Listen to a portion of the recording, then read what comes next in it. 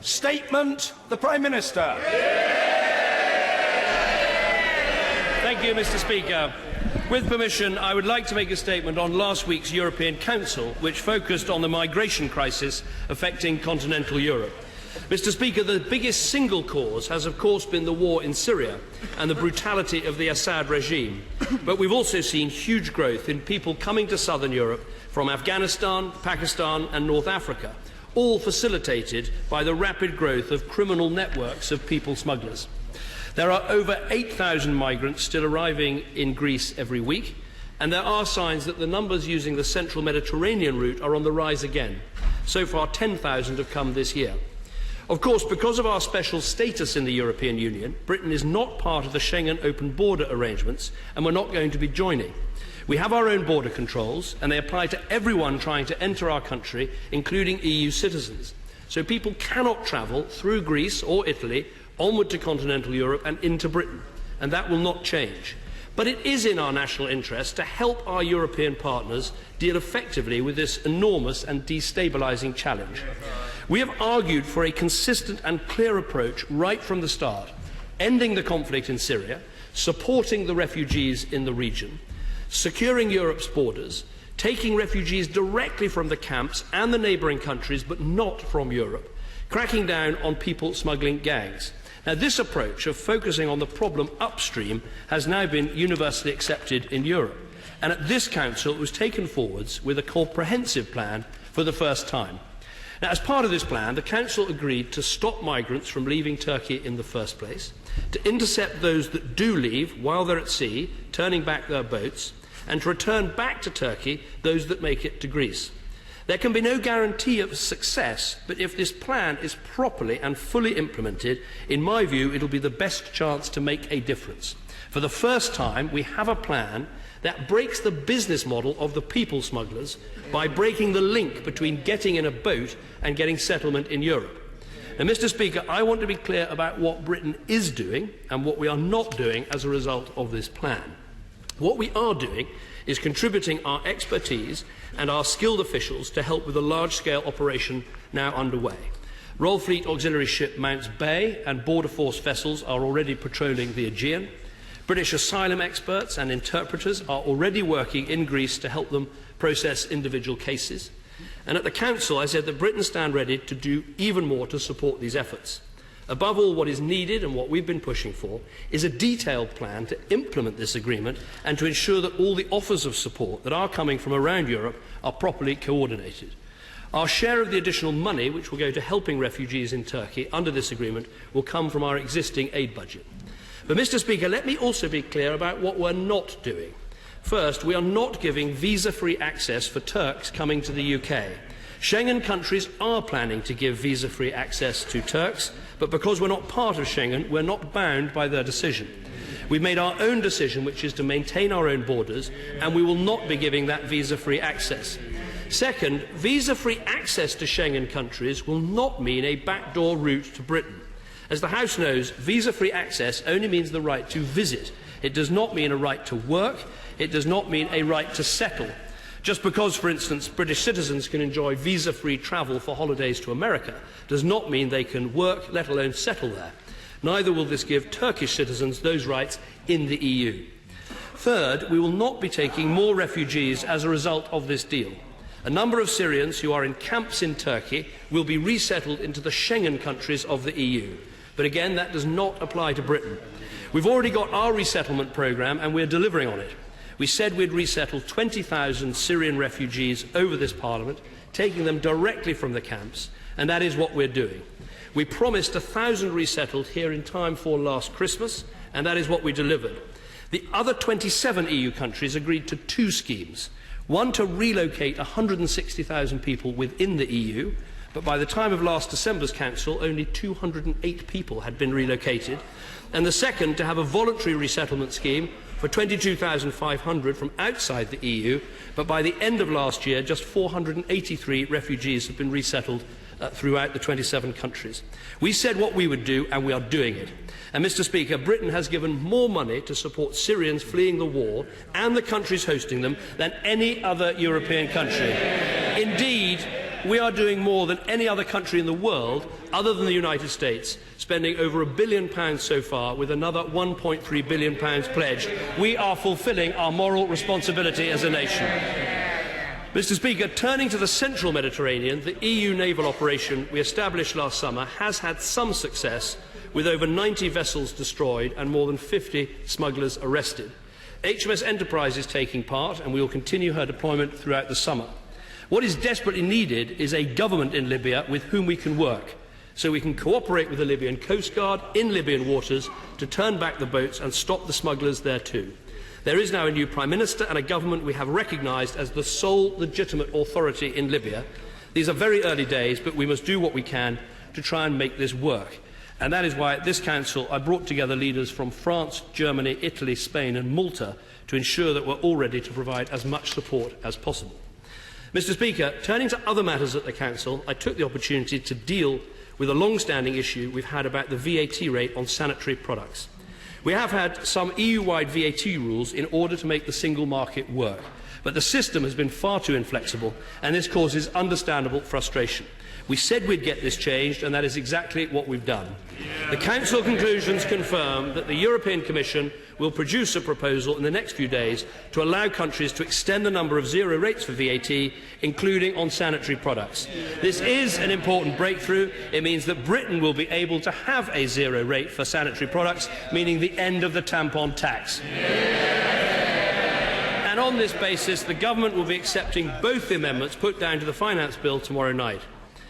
Mr. Speaker, my right honourable friend, the member for Chingford and Woodford Green, spent almost a decade campaigning for welfare reform and improving people's life chances, and he has spent the last 6 years implementing those policies in government. And in that time, we've seen nearly 500,000 fewer children living in workless households, over 1 million fewer people on out-of-work benefits, and nearly 2.4 million more people in work. And in spite of having to take difficult decisions on the deficit, child poverty, inequality, pensioner poverty are all down. My right honourable friend contributed an enormous amount to the work of this government, and he can be proud of what he achieved. And Mr. Speaker, let me say this. This government will continue to give the highest priority to improving the life chances of the poorest in our country. We will continue to reform our schools. We will continue to fund childcare and create jobs. We will carry on cutting taxes for the lowest paid. In the last Parliament, we took 4 million of the lowest paid people out of income tax altogether, and our further rises will take many, many more out too. Combined with this, we will go on with our plans to rebuild sink estates, to help those with mental health conditions, to extend our Troubled Families programme, to reform our prisons and to tackle discrimination for those whose life chances suffer because of the colour of their skin. And, Mr. Speaker, in 2 weeks' time, we will introduce the first ever national living wage, giving a pay rise to the poorest people in our country. All of this is driven by a deeply held conviction that everyone in Britain should have the chance to make the most of their lives. And, Mr. Speaker, let me add this. None of this would be possible if it wasn't for the actions of this government and the work of my right honourable friend the Chancellor in turning our economy around. We can only improve life chances if our economy is secure and strong. Without sound public finances, you end up having to raise taxes or make even deeper cuts in spending. You don't get more opportunity that way, you get less opportunity that way. And we know that when that happens, it is working people that suffer, as we saw in Labour's recession. So we must continue to cut the deficit, control the cost of welfare and live within our means. We must not burden our children and grandchildren with debts that we didn't have the courage to pay off ourselves. So securing our economy, extending opportunity, we will continue with this approach in full because we are a modern, compassionate, one-nation Conservative government. And I commend this statement to the House.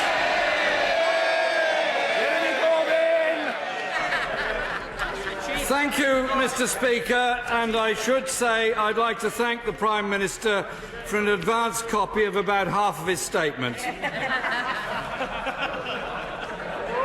If I could deal with it in order.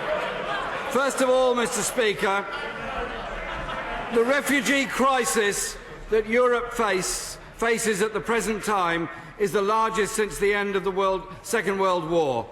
There are more displaced people around the world now than there have ever been at any time in recorded history. Thousands of people have died making perilous journeys across the Mediterranean and in other places around the world. We have a duty, as an advanced, democratic, civilised nation, to reach out the hand of humanity, support and friendship to people going through the most disastrous time of their lives. And I think we should also recognise that there's been a disproportionate burden placed on neighbouring countries to Syria, in Jordan and in Lebanon have accepted a very large number of refugees, as has Turkey, and of the European countries, Italy and Greece, as border countries, have done far more than anybody else, and Germany and Sweden have taken a very large number of asylum seekers. There has not been a balanced response all across Europe. I'd like to ask the Prime Minister if he's had a chance to read the statement made by Amnesty International at the weekend after the agreement was reached. Amnesty are normally noted for their very cautious use of words and very careful way in which they describe things. They have, after all, an organisation dedicated to human rights and the rule of law. And I quote from the statement they made: "Guarantees to scrupulously respect international law are incompatible with the touted return to Turkey of all irregular migrants arriving on Greek islands as of Sunday. Turkey is not a safe country for refugees and migrants, and any return process predicated on its being so will be flawed, illegal," and it goes on to register further concerns. I just ask the Prime Minister to respond very carefully to the very reasonable points that are being put by Amnesty International. Will he also confirm that Greece, when it receives asylum seekers coming from Turkey, they will all be individually interviewed, they will all have access to interpreters, they will all have access to a right of a hearing and a right of appeal, even if their interviewing is done by officials that have come from other countries on behalf of the European Union? And secondly, that those that are returned to Turkey will also have similar rights in Turkey, and that they will in turn be properly treated, because he must be very well aware of the very deep concerns many people have of the recent events in Turkey, particularly the imprisonment of journalists who've attempted to speak out on a number of issues. Clearly, the issue of numbers of people seeking asylum in Europe is heavily bound up with the wars that have taken place or indeed continue to take place. He quite rightly referred to the need for a political settlement in Syria and in Libya. And in that sense, he's quite right. Could he give us some information on progress that may have been made towards bringing about a political settlement in Syria, which will enable people to return to their own homes, will enable them to be able to live safe and secure lives? Likewise, the situation in Libya is equally perilous for many people, particularly those in insecure refugee camps.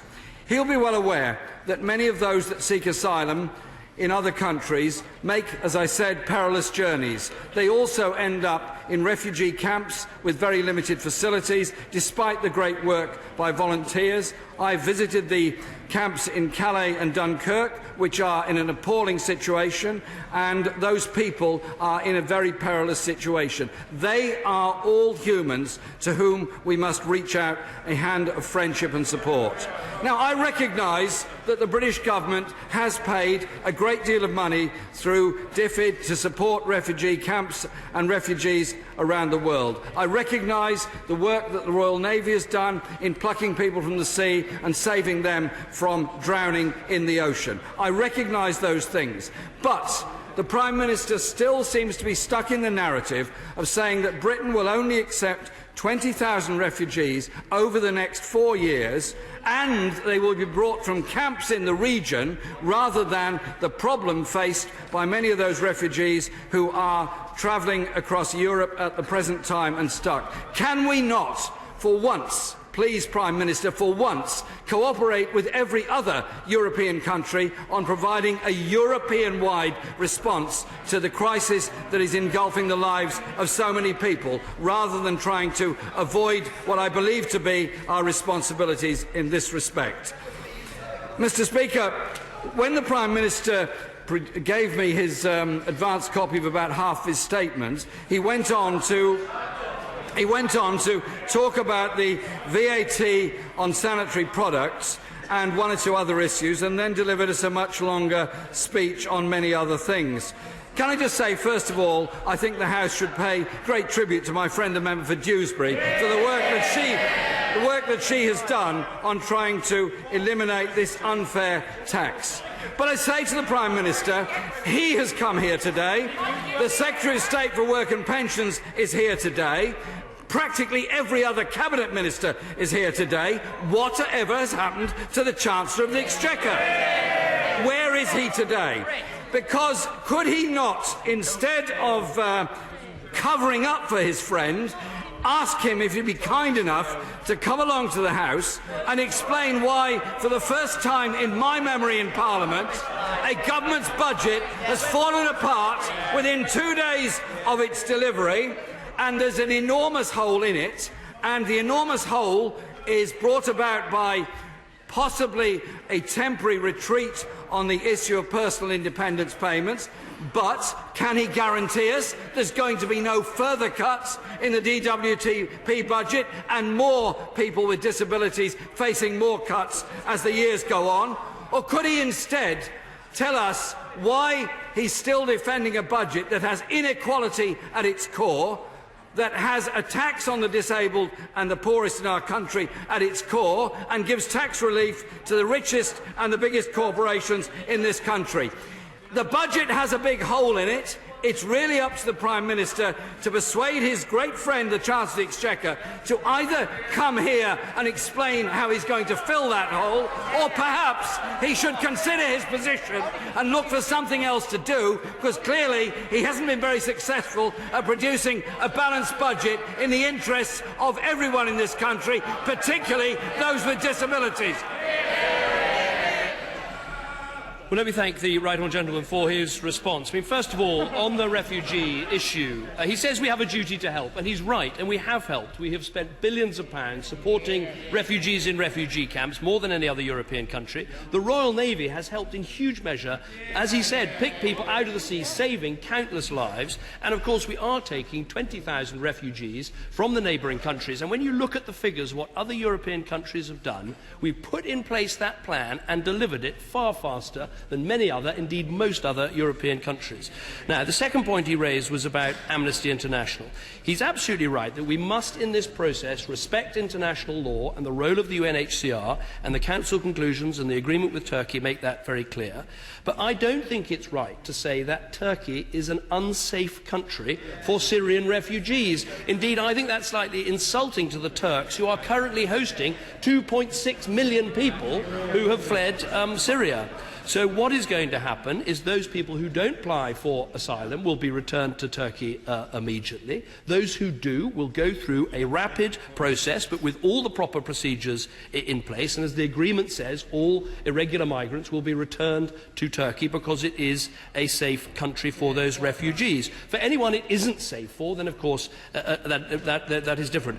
I would say to him he is missing the point, which is, of course, it sounds very compassionate to say to refugees, keep coming, you can come in, but you're encouraging people to make a perilous journey where so many have lost their lives. It is actually, I think, a more compassionate thing to do to make sure you have firm borders and proper processes and you support the refugees in the countries that they are in. We shouldn't be encouraging more people to travel.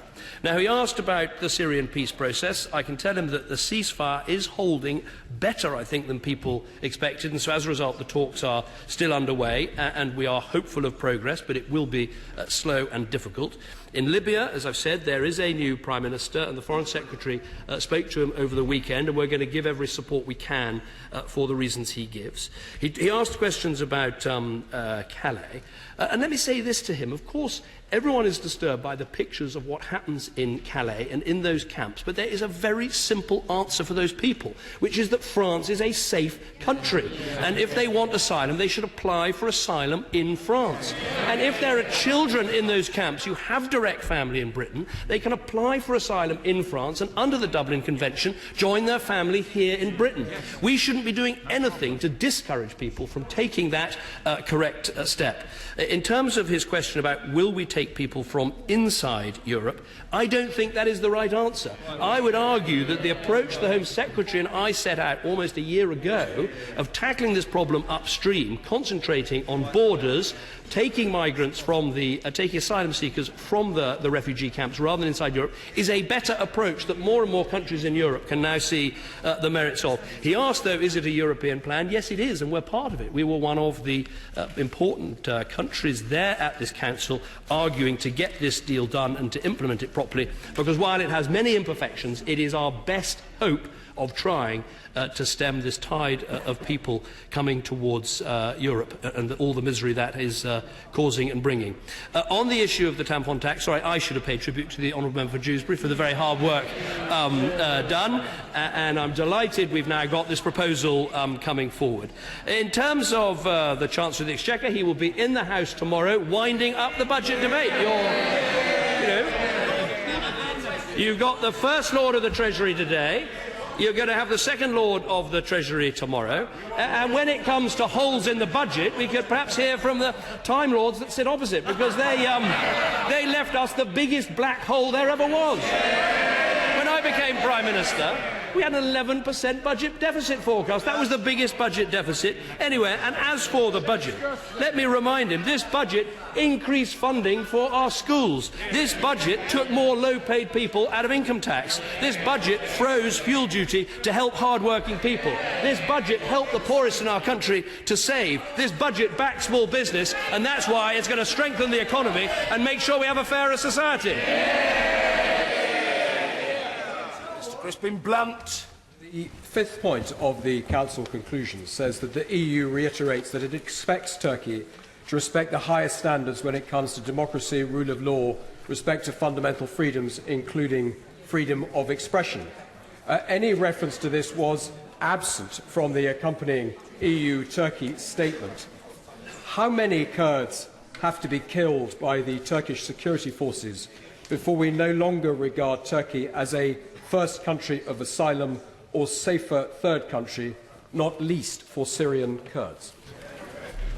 Well, first of all, he's right that the conclusions mentioned the importance, my honourable friend, of commitment to democracy, commitment to freedom of speech, commitment to a free press, and at the earlier EU-Turkey Council that was spelled out in even more detail, indeed even mentioning the name of the newspaper that has faced difficulties. And all European countries, including this one, raise this issue at every available opportunity. The point I would make is that if you are a Syrian seeking refuge, Turkey has been a safe place for those Syrians, and we should pay tribute to Turkey for looking after 2.6 million of those people. But we should also make the point that anyone who does genuinely face a fear of persecution in Turkey will be able to take that claim through their asylum claim. Mr. Angus Robertson. Thank you very much, Mr. Speaker, and may I thank the Prime Minister as well for advance sight of the first half of his statement. And as this is a statement on the European Union Summit, may I begin with the EU-Turkey Joint Action Plan.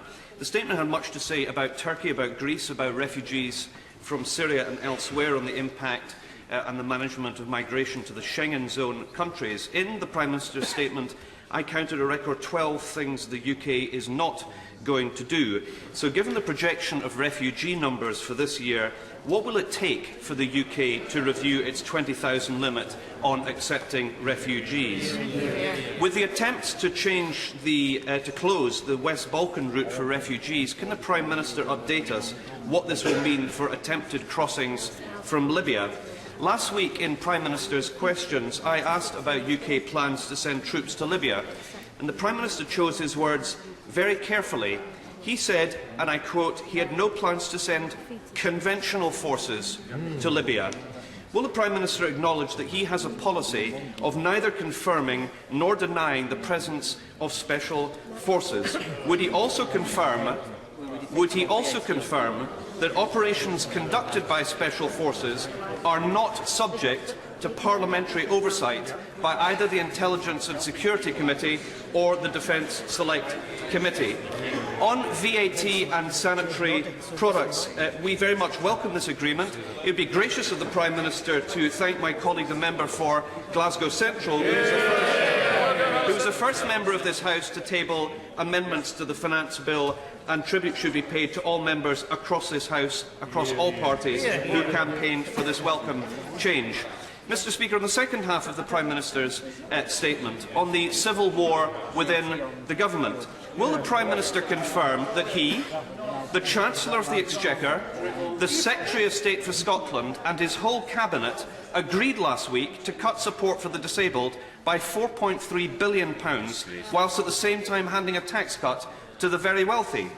I've repeatedly asked the Prime Minister about the devastating impact of benefit cuts to the most vulnerable, including the disabled and ill, who will go on, many, sadly, tragically, to take their own lives.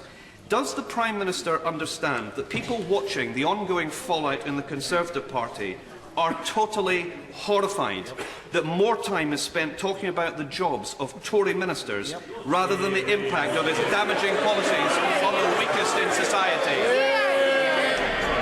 First of all, say to the right honourable gentleman, in terms of the 20,000, what we have said, and let me repeat again, is that we are looking at the issue of the child migrants and those that we could help more of. We took 3,000 in last year. Of the 20,000, we expect many to be children, and we've said we're working with UNHCR, but again, looking at children in the region, and we've talked about potentially in the hundreds rather than thousands, and my right honourable friend, the Home Secretary, is examining that. On the West Balkan route, look, I'm not surprised that countries have decided to erect borders, because they have been very concerned about the huge flow of people through that route. But obviously everything that the Schengen countries and Europe as a whole can do to secure the external borders of Europe, the better, and that is what we're helping with. I don't think it has particular implications for Libya. Most of those migrants have been coming through Malta and Italy, but we need to address that. On special forces, let me confirm the long-standing policy of all governments have exactly the same approach, and we haven't changed that at all. On sanitary products, I'm very happy to pay tribute to the member for Glasgow Central and apologise for missing them out. On disability, I'd say this, that we're not going ahead with the changes that were put forward, but what we are going ahead with is a situation. When I became Prime Minister, we were spending £42 billion on disability benefits, and by the end of this Parliament we're forecast to be spending over £46 billion, which is a real terms increase of over £4 billion. And what we did in that budget was also help take the low-paid people out of tax and assist in many, many ways, and that is why it was a good budget and we've taken the right decisions. Mr. Kenneth Clark. Mr. Speaker, in addition to the refugees we're taking from the camps, each year thousands of people enter this country irregularly and by other means from North Africa and the Middle East seeking asylum, and many of them are granted, and those numbers are increasing.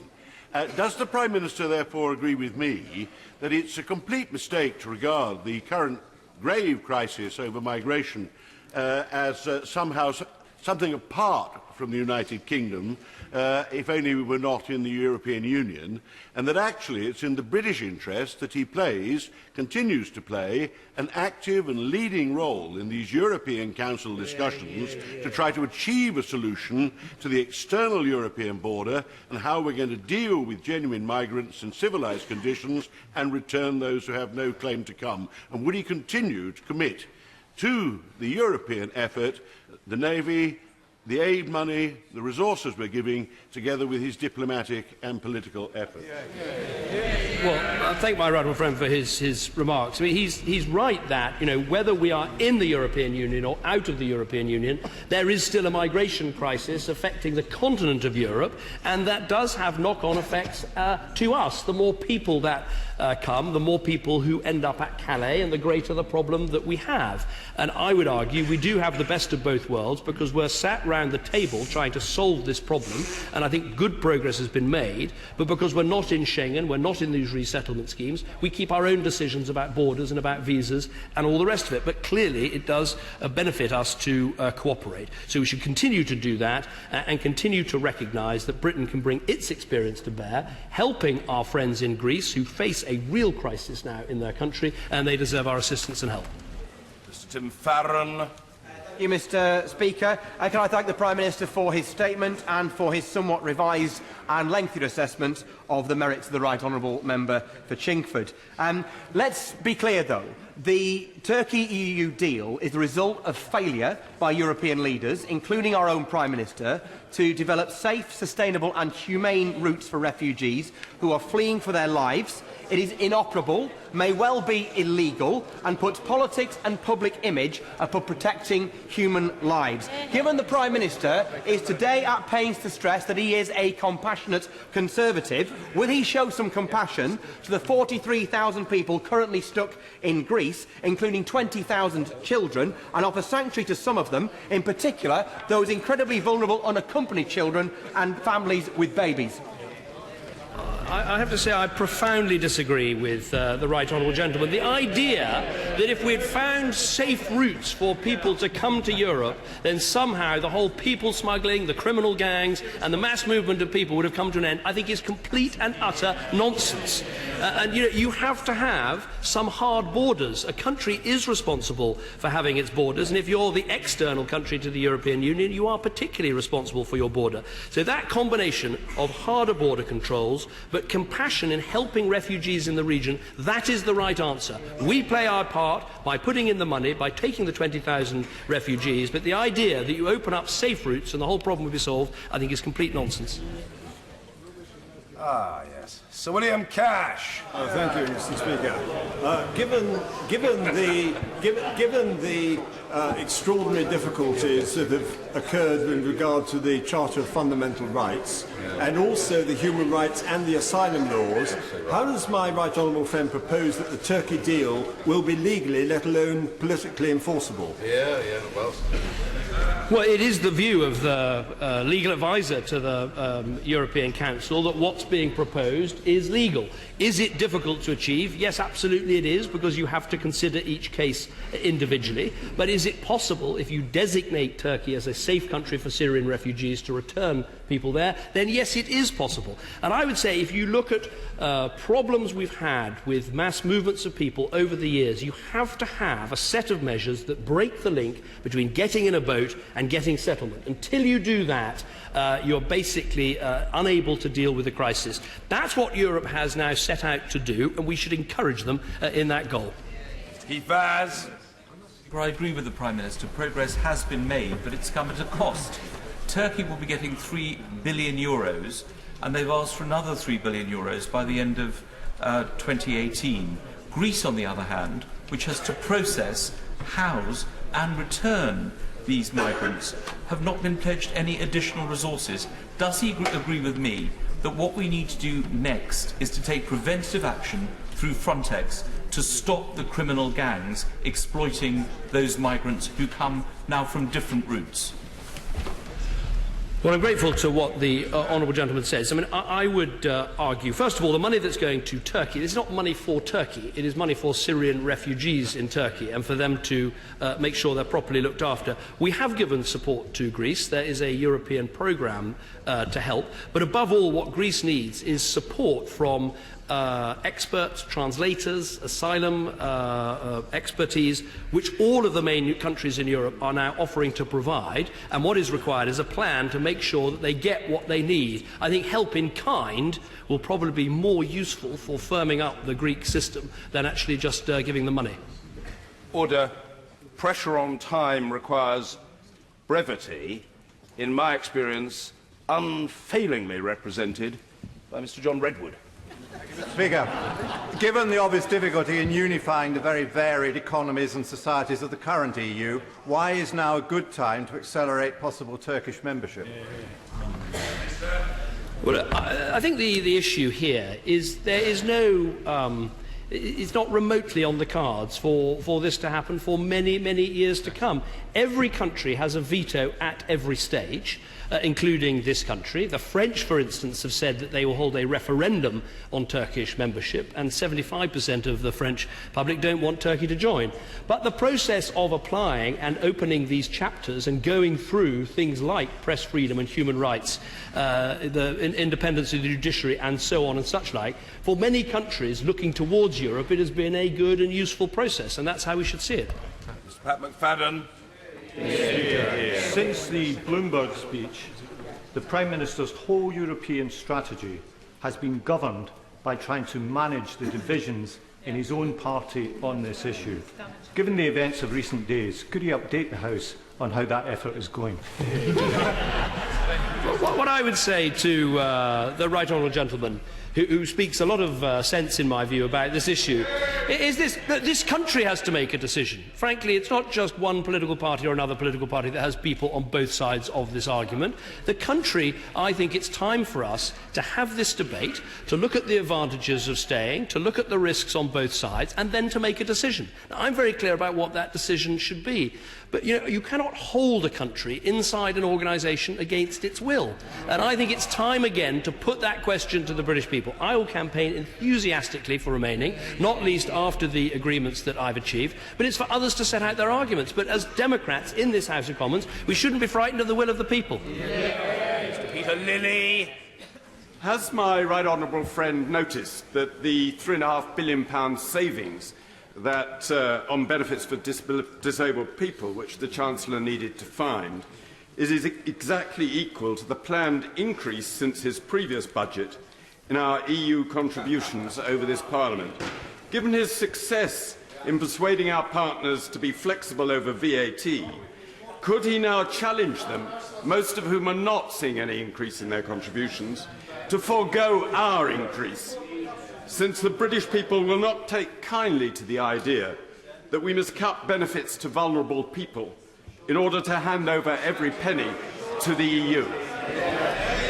Well, I respectfully disagree with my right honourable friend about this fundamental European issue. I'd make the point that the £46 billion we spend on disability benefits is many, many times more than anything we give to the European Union. Indeed, if you think about it, in tax, every pound paid in tax, a little over 1 penny goes to the EU in terms of our net contribution. Now, we'll be on different sides of the argument. I believe that 1 penny out of every pound in tax actually gets us the trade and the investment and the cooperation that we need. He takes a different view, but we'll have, I'm sure, a civilised argument about it. The one thing I would say is, obviously, because of the budget agreement that I reached in the last Parliament, our contributions are much lower than they otherwise would have been. We have a falling EU budget rather than a rising EU budget, and that's because of this government and this House of Commons. Yvette Cooper. The EU-Turkey deal will do nothing to help the 26,000 child refugees who are already alone in Europe. And I met 12-year-olds alone in Calais this morning with no one to look after them. If the House of Lords votes this evening to support the Alf Dubs amendment to help 3,000 child refugees, will he drop his opposition and support children as we did with the kinder transport so many decades ago that itself helped rescue the life of Alf Dubs? Well, first of all, we don't support the Dubs Amendment because we think it's right to take additional children, as I've just said in another answer, to take additional children over and above the 20,000, but to take them from the region and do it by working with UNHCR. And I think the unfairness, if I might say, of comparing child migrants in Europe with the kinder transport is, of course, that countries like France and Germany and Italy and Spain, these are safe countries. And these are countries, of course, where anyone who claims asylum, if they have family in Britain, are able to come to Britain. So I don't believe it's a fair comparison. Sir Nicholas Soames. Mr. Speaker, all of us on this side of the House were delighted to hear the Prime Minister reaffirm with vigour and confidence his determination to continue as a great reforming government with the successful central themes of his administration. But will he review whether or no there is a need to add to the deployment of HMS Enterprise in Libyan waters and perhaps add other vessels in support? Well, I think there may well be a need to do more because there are two operations underway. There's a NATO operation in the Aegean, and frankly, we want that operation to do more. It's not at the moment sufficiently in Turkish waters, able to work with the Turkish Coast Guard, sending back boats to Turkey, and we want that to happen. There's also Operation Sophia in the central Mediterranean, where we have HMS Enterprise, but frankly, as the weather improves, I am concerned that the central Mediterranean route will open up again, and that's why I held the meeting with the other other Prime Ministers and Presidents to say we have all got to put more resources in, recognising that we cannot let this route open up just as we sort out, or hope to sort out, the Aegean route. Mr. Ian Paisley. Thank you, Mr. Speaker. The Lithuanian President has described the EU-Turkish deal as being on the edge of international law. Does the Prime Minister agree with that assessment? And does he accept that from June of this year, from the English Channel to the Syrian border, will be a visa-free zone across the whole of Europe? What international security questions does that pose for the United Kingdom and its borders? Well, first of all, on what President Grabowskaita has said, we're very clear that this deal must be compliant with international law and with international norms, and that is exactly what the European Commission, the European Council and all the countries that are helping Greece make sure is going to happen. The key thing is that if Turkey is a safe country for Syrian refugees, then it should be possible to return Syrian refugees to Turkey, because they should be applying for asylum there rather than going on with their journey. On the second issue he raises, look, as I explained in my statement, if the rest of the EU gives visa-free access to Schengen for Turks, that is a right to travel, it's a right to visit, it's not a right to work, it's not a right to settle, and it does not in any way change their rights to come to the UK. So I think there's quite a lot of scaremongering going on about this issue, because we are not changing our borders or our visa proposals one bit. Dr. Julian Lewis. Does the Prime Minister share my concern at the steady Islamisation of Turkish society by its government? Does he share my surprise that Turkey is now so confident that it can stop the boats coming when it's not been able to or not wished to do so in the past? And does he finally share my fear that the mass migration into Europe will fuel the rise of the far-right neo-Nazi parties in those EU countries that were foolish enough to get rid of their national borders? Well, I'm in the happy position, I think, of being able to agree with my honourable friend on all those measures. As someone who spent time in Turkey as a student, I think its secularism and its belief in wanting to become more like a Western democracy is one of its strengths, and we should encourage it. I also agree with him that countries that don't properly control their borders do risk the rise of unsavoury elements, and that's why I think it's so important we maintain our borders. Obviously, when it comes to this issue of wanting to return migrants to Turkey, it's very important that Turkey is and remains a safe country, but that's what it is today. Liz Kendall.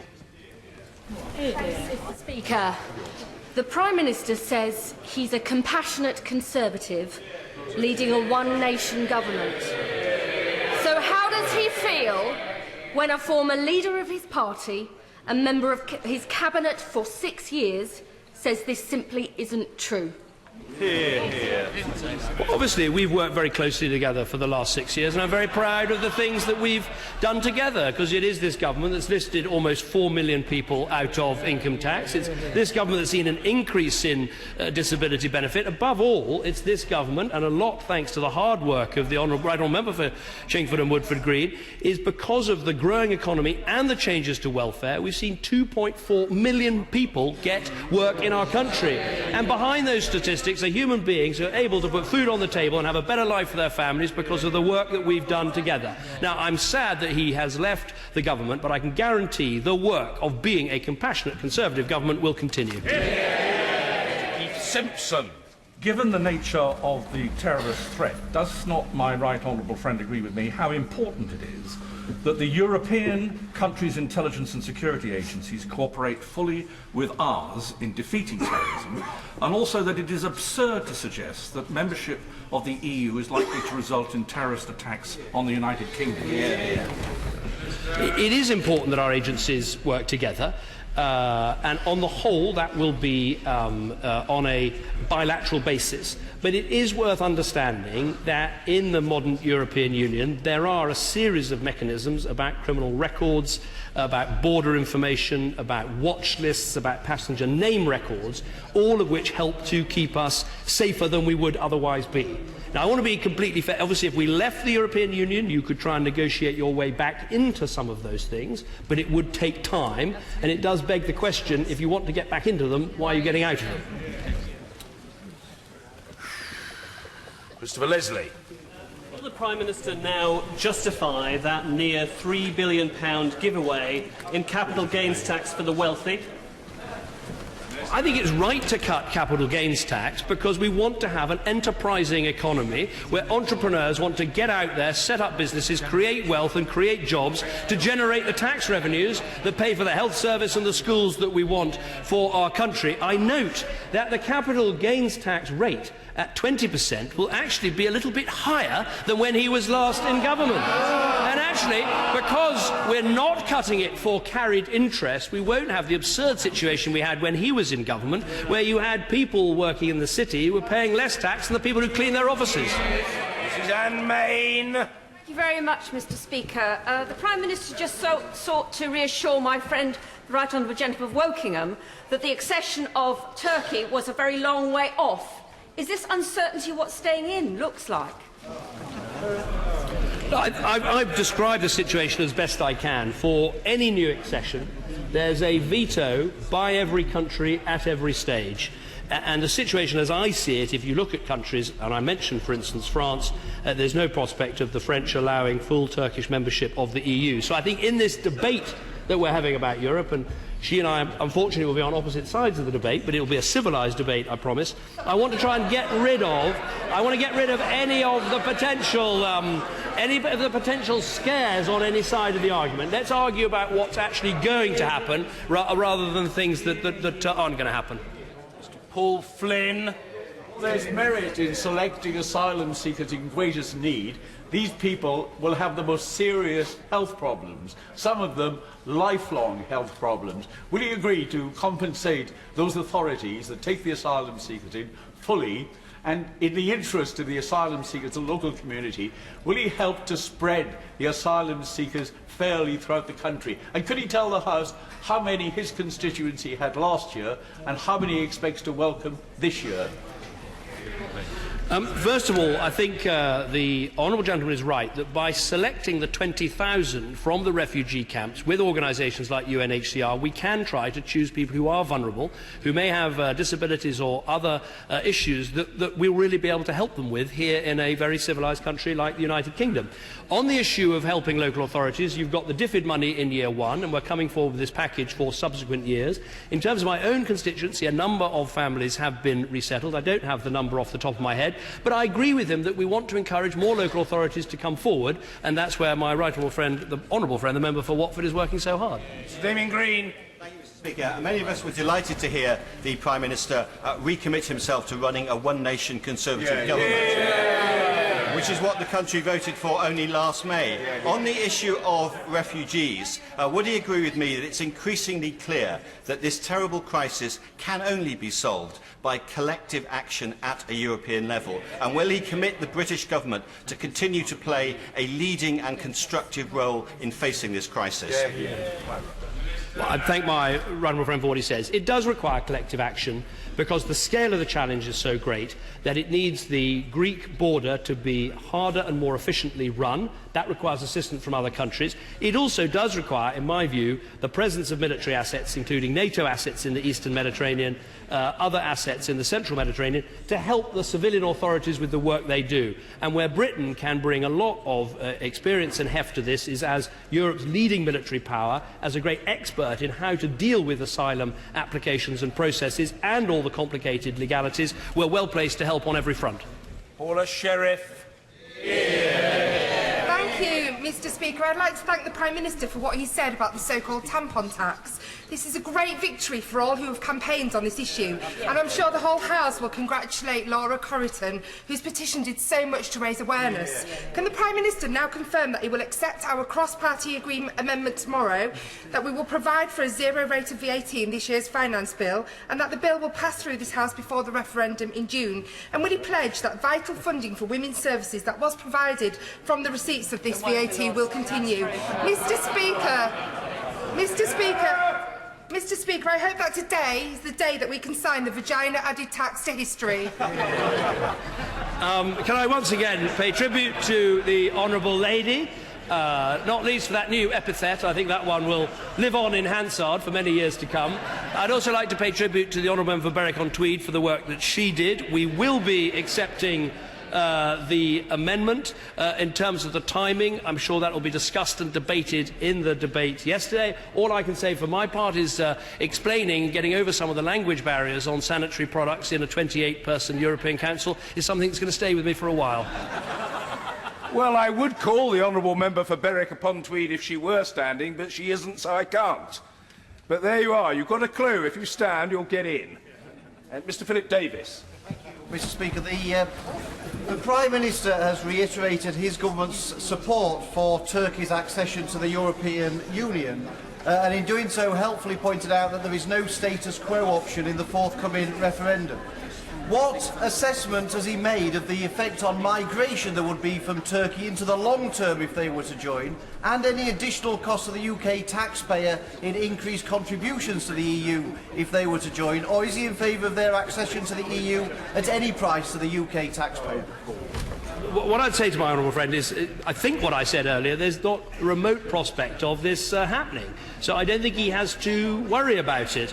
In terms of future accessions to the EU, what we set out in our manifesto is that we were going to have a much tougher approach, that we believe that countries that do join the EU should get to a position of being much closer in terms of GDP per capita to the current level, because the big migrations have been caused when countries are much poorer than other countries in the EU. And because no country can get into the EU without unanimity of all existing members, it is something over which we and other countries have a veto. So on these different accession arrangements, we can absolutely insist on them.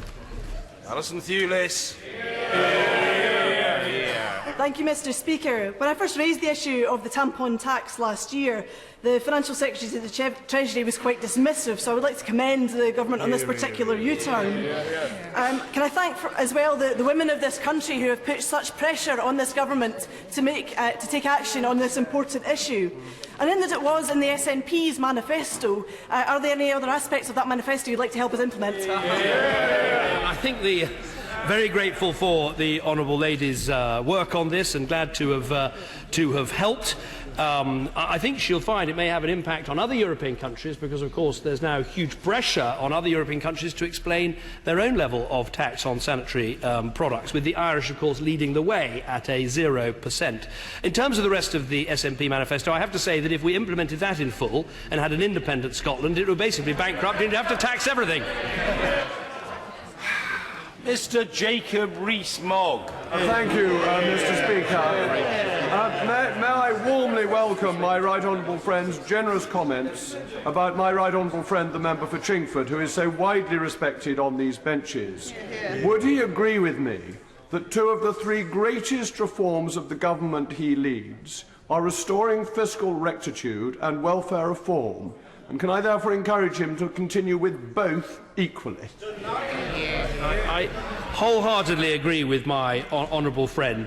And this does go to the point about the importance of a welfare cap, which is for years in our country we controlled very carefully departmental spending, but often welfare spending would run ahead, up by 60% under the last Labour government. And that money is then money you can't spend on hospitals and schools and vital public services. So he's absolutely right. Fiscal rectitude, welfare reform and making sure we keep welfare spending under control are vital components of a one-nation government. Mr. Stephen Twigg. The cross-party group of MPs heard powerful testimony from an 18-year-old Yazidi girl who'd been kidnapped by Daesh and had escaped kidnap. John Kerry has now described the action against the Yazidis and other minorities by Daesh as genocide. Does he agree we need to do more to help the Yazidis? And in particular, will he raise this with the governments in both Iraq and Turkey? Well, first of all, I agree with the honourable gentleman. We must do more to help the Yazidis, which is why we're taking the action in support of the Iraqi government, but also the work we're doing in Syria. In terms of what Secretary of State Kerry said, I listened very carefully to that. The government's policy, and I think this is the case under previous governments, is that genocide is declared as a matter of legal opinion rather than political opinion. But it has to be said there is a growing body of evidence that my learned friends need to look at. I do just warn colleagues, as they know, I normally call everyone, and the Prime Minister most patiently replies, but I fear it will almost certainly not be possible today. Brevity will help, however. Mr James Cartledge. Thank you, Mr Speaker. I very much welcome the fact that at the end of my the Prime Minister's remarks, he reminded the House of his commitment to estate regeneration. Does my right honourable friend agree that this is a classic example of one-nation conservatism, given that it is proven to deliver not only better homes and communities for those who live in our inner cities, but the supply of new homes for first-time buyers?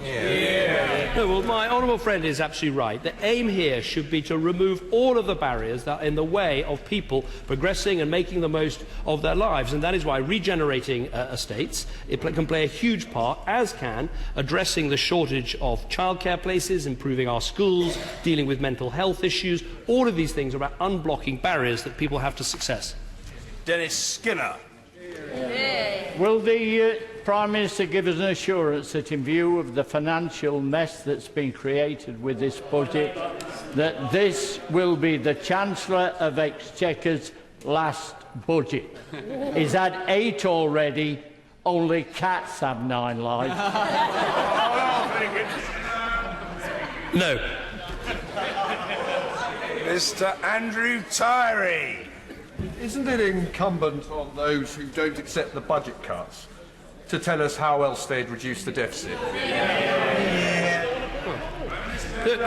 My honourable friend is absolutely right. There are a series of difficult decisions that you have to take when you're facing an 11% budget deficit, as we were in 2010, and we still need to get this country back to surplus. And I would argue that this is not some artificial target. You've got to make sure that in the good years you are putting aside money for a rainy day. That is what this is all about. It does involve difficult decisions. You don't always get those decisions right. I'm the first to say that, but it is very important you stick to the long-term economic plan of getting this country back into the black. Stella Creasy. Thank you, Speaker. The Prime Minister in his statement mentioned both the work of his former Secretary of State for Work and Pensions and his current Chancellor. So can he tell us, if he's ruling out, as he suggested to the member for Hitchin, doing a further negotiation with the EU on benefits and spending, just how does he intend to fix the big hole in his budget that appeared this weekend?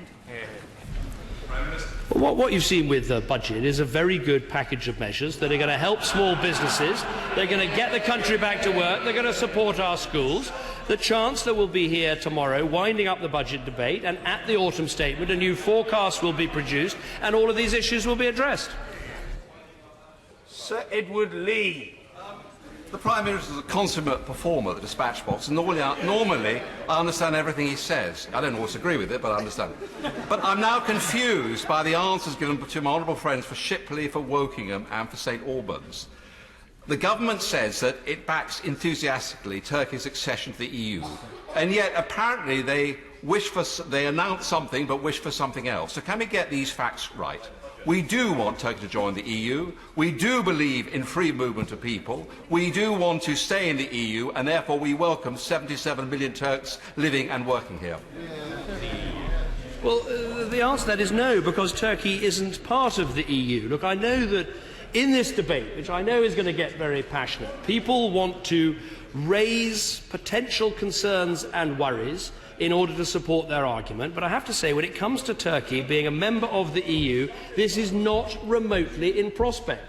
Every country has a veto at every stage. The French have said they're going to hold a referendum. So let's talk in this debate about the things that are going to happen, not the things that are not going to happen. And if we stay in a reformed European Union, we keep our borders, we keep our right to set our own visa policy, we keep our own asylum and immigration policy, we can stop anyone we want to at our borders. Yes, we do believe in the free movement of people to go and live and work in other European countries, as many people in our own country do, but it's not an unqualified right. And that's why, if you come here and you can't find a job, you don't get unemployment benefit, you get sent home after 6 months, and you don't get full access to our welfare system in full for 4 years. Now, ironically, if we were to leave the EU and take up a Norway-style position or something like that, we actually wouldn't have those welfare restrictions. So let's set out what can happen rather than what's not going to happen.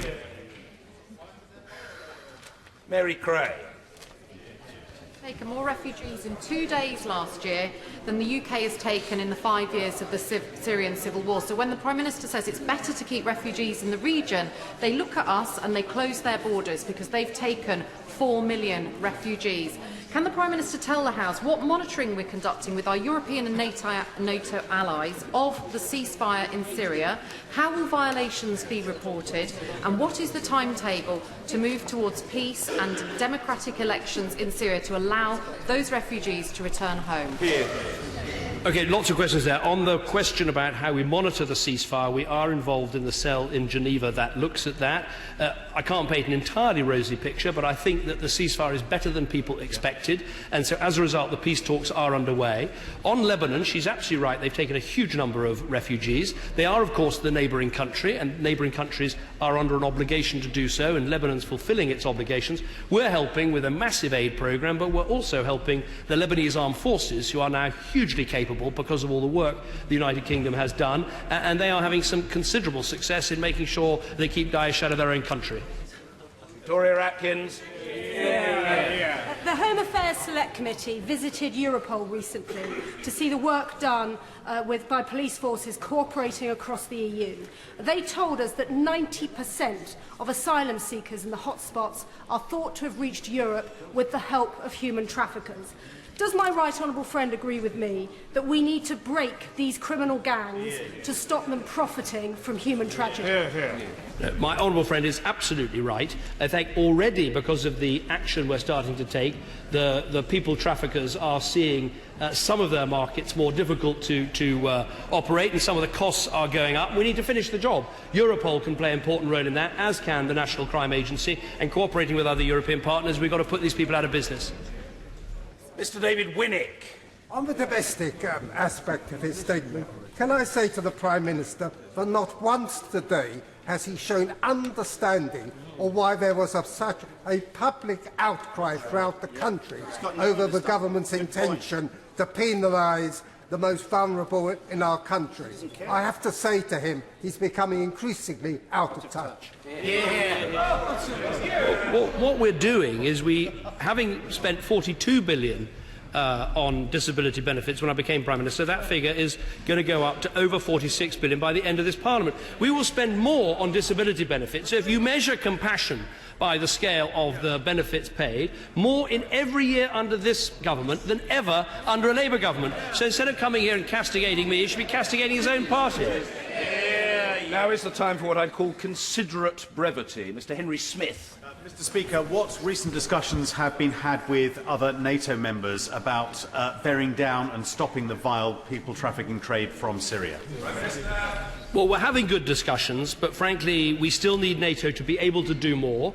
I would like NATO ships to be able to spend more time in Turkish territorial waters, working with the Turkish Coast Guard, turning back boats, because it is stopping that trade that will actually undermine the people smuggling gangs. Liam Byrne. Can I bring the Prime Minister back to unaccompanied asylum-seeking children in Calais? Because he is right to say that those children can apply to join parents here. But I understand of the 150 take-charge requests issued by the French government, not one has been agreed yet by the British government. Could the Prime Minister undertake to look at this and bring forward proposals to get the process working before any more children suffer any longer? I am happy to look at this. I discussed it with the French President. The rules are clear that if you have direct family here, you apply for asylum, you'll come here. But we need to make sure that happens. Dr. Andrew Murison. In congratulating the ship's company of RFA Mounts Bay, can I draw my right honourable friend's attention particularly to the embarked medical team, whose work under extraordinary circumstances, in the most professionally challenging of circumstances, is surely in the best traditions of the naval service. I'm very happy to join my honourable friend in doing that. I had the huge privilege of going aboard one of Her Majesty's ships when it was in Malta, that had recently been taking part in combating the people smuggling operations and picking people up, and they had saved literally thousands of lives. And you could see, whether it was the medical teams, whether it was the Royal Marines, whether it was the Royal Navy personnel, there was huge pride in what they'd done. Thomas Simmons. Thank you, Mr. Speaker. The Prime Minister's tagging on of the events of recent days to a statement on international affairs reminds me of one of his predecessors, Harold Macmillan, who unsuccessfully tried to explain chaos in his own treasury as a little local difficulty. Does the Prime Minister accept that with the revelation that the Chancellor doesn't care about vulnerable people because there aren't enough Tory voters amongst them, that his own little local difficulty means compassionate conservatism is completely dead? But if I'd come to the House and not mentioned these issues, enabling colleagues on all sides of the House to question me about them, I think there would have been justifiable outcry. So I wanted to give him the opportunity. But when it comes to the people casting their vote, we won the last election because we won the support of working people. And we won the support of working people because we were creating jobs, we were cutting taxes, we were reforming welfare, we were improving schools, we were investing in our country, making the economy stronger and our society fairer. Mr. Alex Chalk. To acknowledge that the British policy of taking refugees from the camps supports those who are in no position to take the journey, the poor, the sick, the weak and the vulnerable, and it's absolutely the right thing to do. Honourable friend is absolutely right, and I think more and more countries can now see that is the right approach. Mr. Derek Twigg. Thank you, Mr. Speaker. If fighting resumes in Syria, what's Plan B? Well, our plan is to continue with the long-term patient work of combating Daesh militarily, which of course continues, and in terms of building the future of Syria, supporting moderate opposition elements that can support a transitional government in Syria, because in the end, a government in Syria without moderate Sunni opinion in it is never going to be able to unite that country. So we have to continue with that plan. Mr. Nick Herbert. Thank you very much, Mr. Speaker. Would the Prime Minister agree with me that the weakness in the position of those who were criticising this agreement between the EU and Turkey in the run-up to it, and apparently also the position of the Leader of the Opposition today, is that they have signally failed to advance any credible alternative to those arrangements? And surely it is in the British national interest to support our partners to make a sensible arrangement with Turkey to prevent migrants making a perilous journey from overseas while maintaining our own borders. No, well, I agree with my right honourable friend. I think we do get the best of both worlds. It is worth asking, if we hadn't been there, what difference would it make? And I suppose my answer would be, I think the European Union would continue for longer with the rather borderless approach and the approach of relocating migrants around different European countries, which had failed.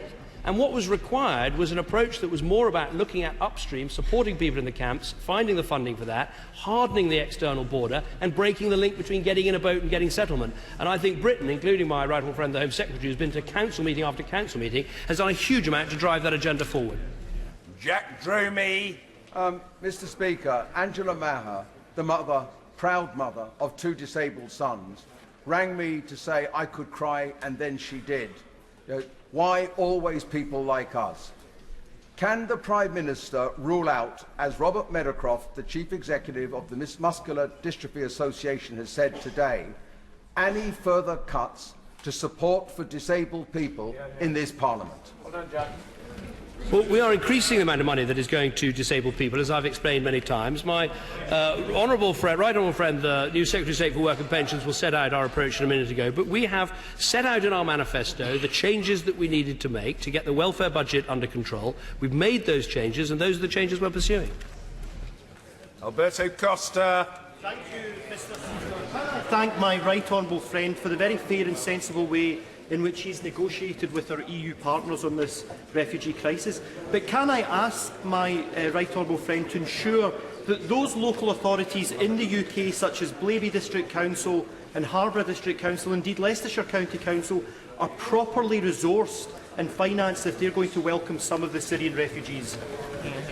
Well, I believe they are properly resourced because of the DFID money that's available, particularly in the first year, and the ongoing support that's being given.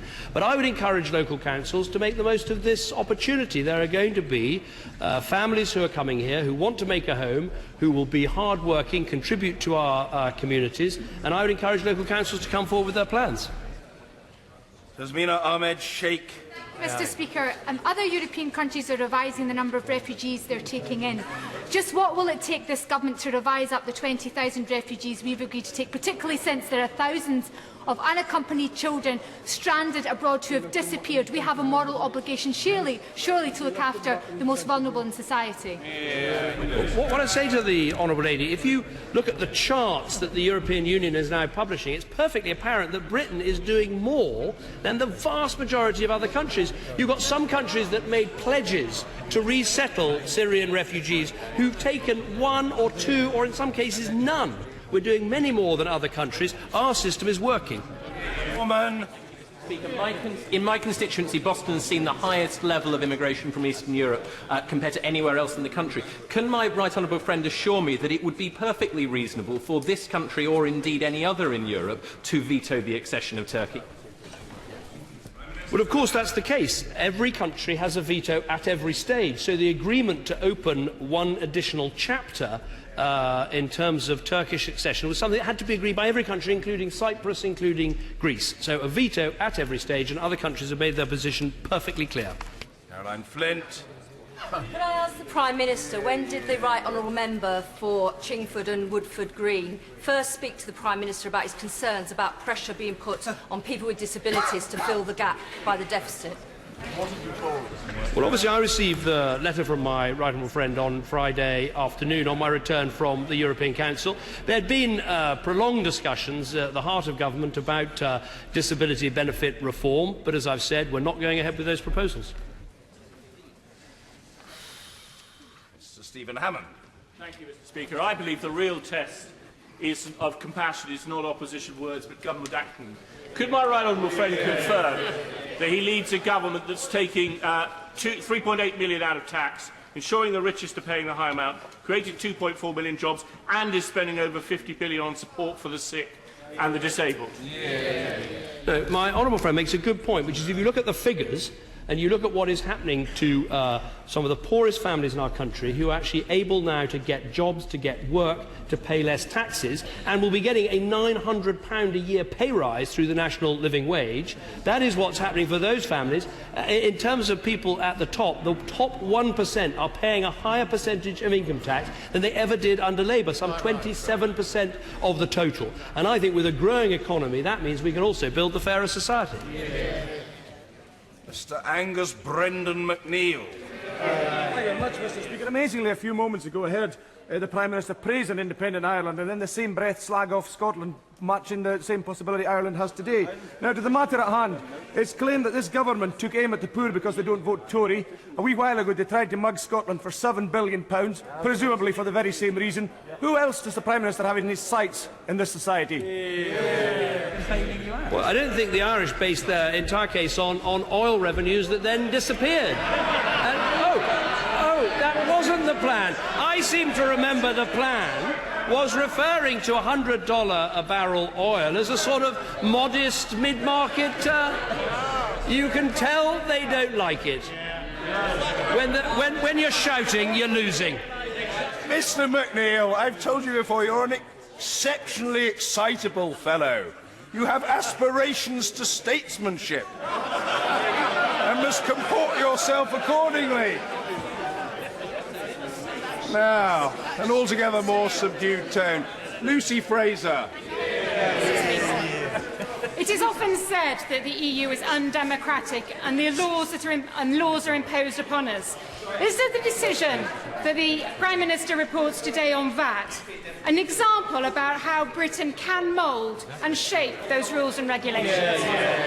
No, I agree with my honourable friend. It's an argument that if you get stuck in, you can change these things. Look, it is frustrating. I think, look, those of us on either side of the argument, we should accept the frustrations referred to by the other side. And VAT has been frustrating for the last government, frustrating for us. It was put there, restrictions were put there so you can have reasonable trade and you don't have cross-border shopping issues and tax competition issues, but it is too inflexible, and this change is worthwhile. Mr. Barry Shearman. Would the Prime Minister agree with me that world populations are moving and changing in a way that we won't wish away?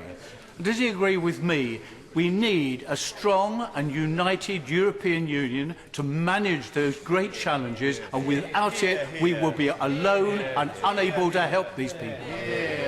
Obviously, I think cooperation amongst the European Union nations helps, but it is also important, as well as the cooperation, we have the right ideas. I think, look, he's right to say there's a lot of movement of people around the world, but actually the scale of movement from Africa, I think, has been so much greater in recent years, not because of growing African poverty, but because of weakness of North African states and the lack of adequate border arrangements. So if we have the right thinking plus the cooperation, then we can get the right answer. Mark Pawsey. Does the Prime Minister agree that the best way to show compassion and to provide support for those in need, whether at home, in Syria or elsewhere in the world, is to build a strong economy and generate the resources needed to look after them?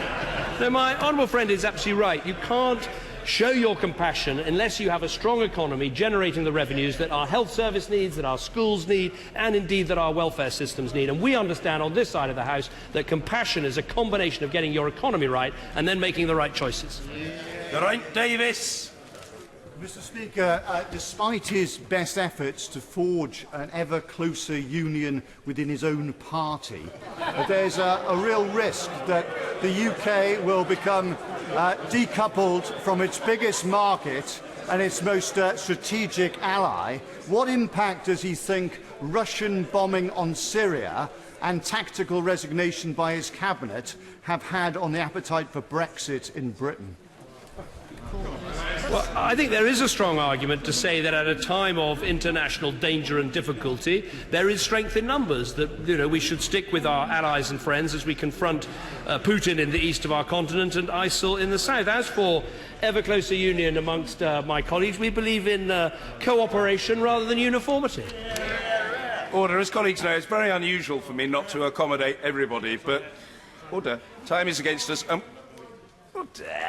Time is against us and we must move on. If colleagues who were unsuccessful in respect of this statement are patient, who knows, their voices might be heard.